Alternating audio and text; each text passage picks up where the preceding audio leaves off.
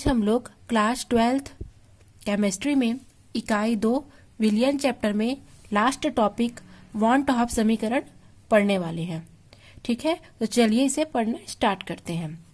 Want of एक वैज्ञानिक थे, एक रसायनज्ञ थे। उन्होंने सन 1877 में यह सुझाव दिया कि तनु विलयनों के परासरण दाब, सांद्रण और ताप पर निर्भर करते हैं। ठीक है, अर्थात उनके अनुसार किसी अवाष्पशील विलेय के तनु विलयन का परासरण दाब, जिसको हम पाई से प्रदर्शित करते हैं, वह विलयन के परम ताप के समानुपाती होता है। किस कंडीशन में? जब विलयन का सांद्रण स्थिर हो। इसे वांट ऑफ नियम कहते हैं। इस परिभाषा से हमको यह पता चलता है कि अगर कोई तनु विलयन है, अर्थात विलायक की मात्रा अधिक है, ठीक है, और उसमें जो विलेय है वो अवाष्पशील, जैसे पानी में हम नमक लेंगे तो पानी की मात्रा अधिक है और अवाष्पशील जो विलेय है वो तनु रूप में लिया गया है, अर्थात उसकी बहुत ही ज्यादा कम मात्रा उस विलायक में घुली हुई है, तब उसका परासरण दाब विलयन के परम ताप के समानुपाती होता है। तो जैसे जैसे अगर हम टेम्परेचर को बढ़ाते जाएंगे तो परासरण दाब भी तेजी से बढ़ेगा, क्योंकि टेम्परेचर बढ़ने से परासरण की क्रिया में वृद्धि होगी, अर्थात ज्यादा विलायक विलयन की ओर गमन करने लगेंगे, जिसके कारण परासरण दाब की क्रिया में भी वृद्धि होगी। और ये उस कंडीशन में या उस स्थिति में होगा जब विलयन का सांद्रण स्थिर होता है। तब पाई समानुपाती टी, जहां पाई क्या है? परासरण दाब है, टी क्या है? परम ताप है। कंडीशन जब सांद्रण स्थिर हो, इसे हम समीकरण 1 देंगे। ठीक है, यदि तापक्रम स्थिर हो तब, अगर सांद्रण स्थिर है तो परासरण दाब ताप के समानुपाती है, और यदि तापक्रम स्थिर है तो परासरण दाब विलयन के मोलर सांद्रण C के समानुपाती होगा। अर्थात अगर विलयन में, ठीक है, ज्यादा मात्रा में अगर हम क्या मिलाएंगे? विलेय डालेंगे, तो उससे भी परासरण दाब की क्रिया में वृद्धि होगी। ठीक है, क्योंकि अगर विलेय की मात्रा ज्यादा होगी तो जब विलायक के कण विलयन की ओर आएंगे तो हमको क्या करना पड़ेगा? परासरण दाब ज्यादा देना पड़ेगा। तो पाई समानुपाती C किस कंडीशन में? जब तापक्रम स्थिर हो। अब समीकरण 1 और 2 से, समीकरण 1 और 2 से पाई आप देख रहे हैं लेफ्ट हैंड साइड पर दोनों जगह पाई है और राइट हैंड साइड पर टी और सी है, तो दोनों को इंटू कर देंगे। यहाँ पाई समानुपाती सी इंटू टी। अब इस समानुपाती का जो क्या है चिन्ह है, समानुपाती का जो चिन्ह है इसको हटाएंगे तो एक स्थिरांक लगेगा, वह स्थिरांक आर है, जिसे गैस स्थिरांक कहा जाता है। तो पाई बराबर, इसको अगर हम जमा करके लिख देंगे तो पाई बराबर CRT, और ये पाई बराबर CRT को ही हम वांट ऑफ समीकरण कहते हैं। एक बार और बता देती हूँ, किसी अवाष्पशील विलेय के तनु विलयन का परासरण दाब विलयन के परम ताप के समानुपाती होता है। ठीक है, जब विलयन का सांद्रण स्थिर हो तब। उसका अगर ताप बढ़ाएंगे तो परासरण ताप भी तेजी से वृद्धि करेगा, इसलिए अवाष्पशील विलेय के तनु विलयन का परासरण दाब विलयन के परम ताप के समानुपाती होता है।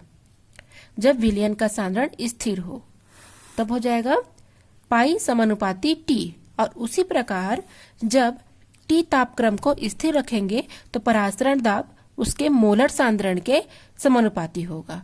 तो अर्थात ज्यादा मात्रा में अगर उसकी हम सांद्रता बढ़ा देंगे विलयन की तो भी क्या होगा? परासरण ताप बढ़ जाएगा। तो पाई समानुपाती C। समीकरण 1 और 2 से पाई समानुपाती C इंटू टी। अब स्थिरांक चिन्ह को हटाएंगे तो स्थिरांक लगेगा, वह स्थिरांक R है, जहां पर R बराबर गैस स्थिरांक, और इसे अगर हम सिस्टमेटिक रूप से लिखेंगे तो पाई इक्वल टू CRT होगा, जिसे हम वांट ऑफ समीकरण कहते हैं।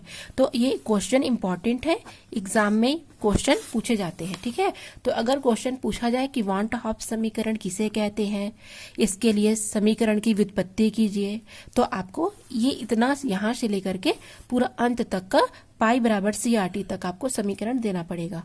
ठीक है, अब हम पढ़ेंगे इसके आगे। ठीक है, थोड़ा सा बचा है। पाई बराबर CRT, हमको पता है कि किसी भी विलयन का जो सांद्रण होता है वो उसके आयतन के व्युत्क्रमानुपाती होता है। ठीक है, तो अगर हम C की जगह ये वैल्यू रखेंगे तो क्या होगा, पाई बराबर RT अपॉन 1/V या RT अपॉन V। इसको इधर पक्षांतर कर देंगे तो इधर भाग हो रहा है, इधर जाके गुणा करेगा, पाई इंटू V बराबर RT। यहां तक भी आप सॉल्व कर सकते हैं।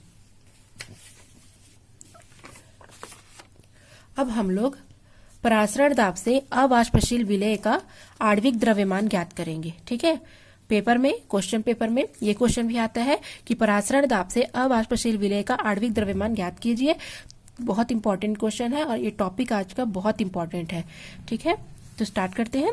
वॉन टू हॉफ समीकरण से पाई बराबर CRT, पाई बराबर CRT अभी हमने देखा समीकरण से, परंतु जो सांद्रता होता है वो NB अपॉन V। ठीक है, जिसमें NB क्या है, विलेय के मोलों की संख्या है, और V क्या है, विलयन का लीटर में आयतन है। तो अब C के जगह हमको ये वैल्यू रखनी है, तो पाई बराबर NB upon V into RT। यदि हम देखेंगे तो यहाँ पर हमने लिखा है, ठीक है, यहाँ पर पाई बराबर RT अपॉन V, यहाँ पर क्या लिखेंगे, NB upon V into RT। अब जो समीकरण 2 है वहां पर हम NB की जगह कौन सी वैल्यू रखेंगे, WB अपॉन MB। ठीक है, मोल प्रभाव से आया है ये WB अपॉन MB। तो यहां पर WB क्या है, विलेय का द्रव्यमान, और MB क्या है, विलेय का आणविक द्रव्यमान। तो अब NB बराबर W अपॉन MB को हम यहाँ पर NB की जगह पर हम ये मान को रखेंगे, तो क्या हो जाएगा, पाई बराबर WB upon MB into RT upon V।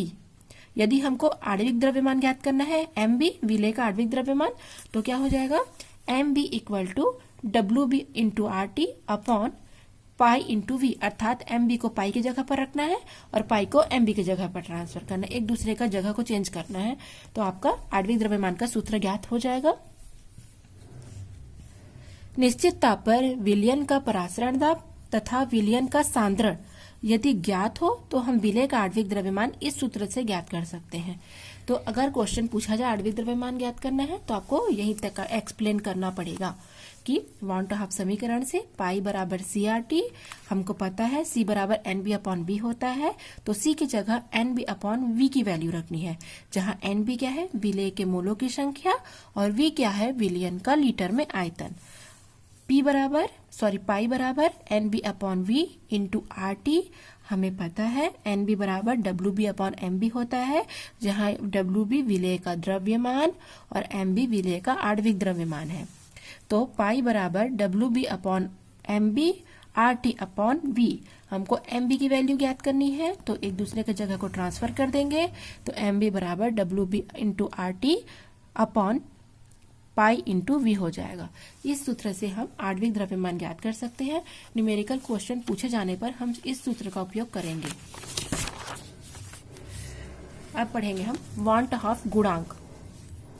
ठीक है, लास्ट टॉपिक है वांट हाफ गुणांक। वांट हाफ समीकरण तो हमने देख लिया, वांट हाफ गुणांक किसे कहेंगे, तो इसके लिए हो जाएगा कि यदि विलेय को, पहले हम इसके थोड़ा से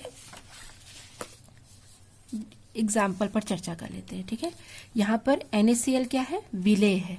यदि NaCl को हम जल में वियोजित करेंगे या जल में घोलेंगे तो यह अपने आयनों में विभक्त हो जाता है, Na+ और Cl-।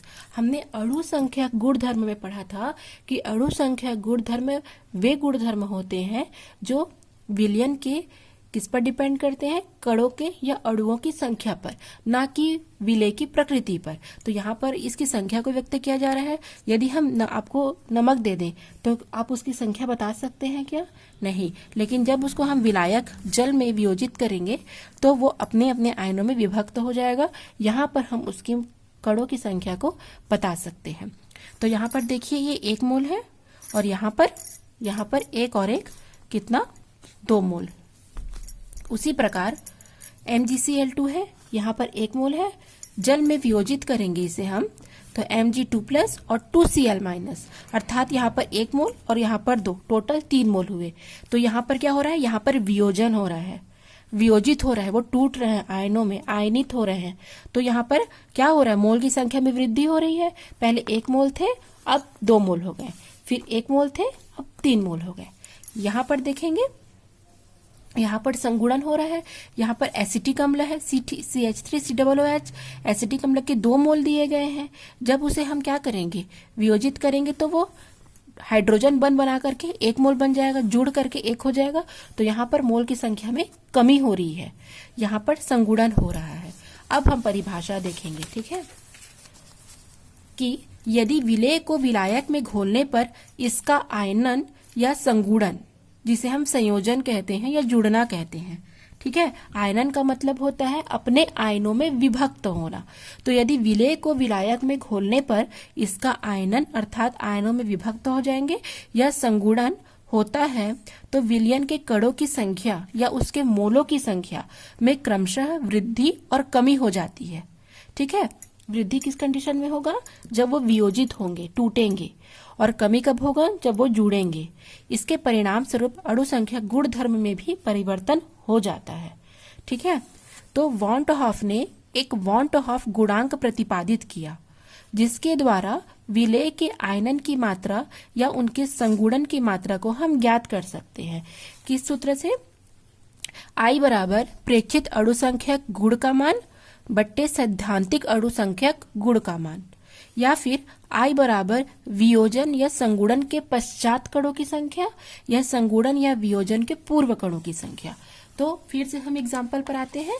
यहाँ पर प्रेक्षित परासरण दाब बट्टे सैद्धांतिक परासरण दाब।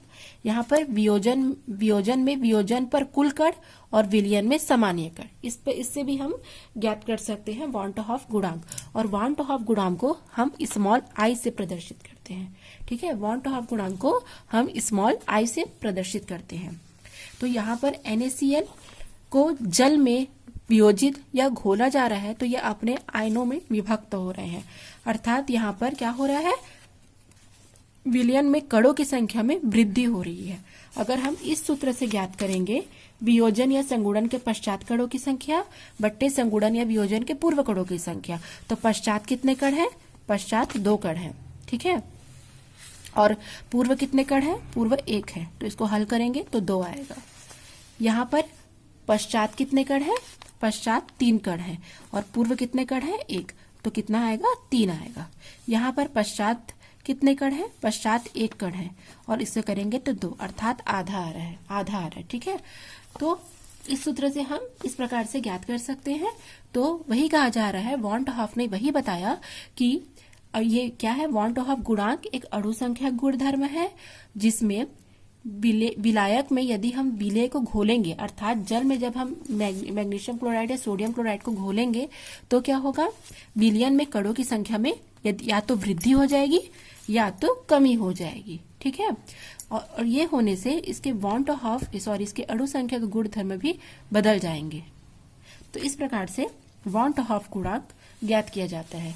एक नोट है, यदि I या वॉन टू हॉफ गुणांक की मात्रा 1 के बराबर है तो कोई संयोजन या कोई वियोजन नहीं होगा, किंतु यदि वॉन टू हॉफ गुणांक या I की मात्रा कम है 1 से अगर इसकी मात्रा कम है तो वियोजन होगा, अगर वृद्धि हो रही है तो संयोजन होगा। यहाँ आप देख रहे हो, ये जो सैद्धांतिक परासरण दाब है, यहाँ पर जो सैद्धांतिक है वो किससे कम है, यहाँ पर 1 से कम है, आधा है, यहाँ पर अधिक है, तो यहाँ पर क्या हो रहा है, वियोजन, और यहाँ पर क्या हो रहा है, संयोजन। तो आज का ये टॉपिक यहाँ कंप्लीट होता है। अब हम कल से नया चैप्टर स्टार्ट करेंगे।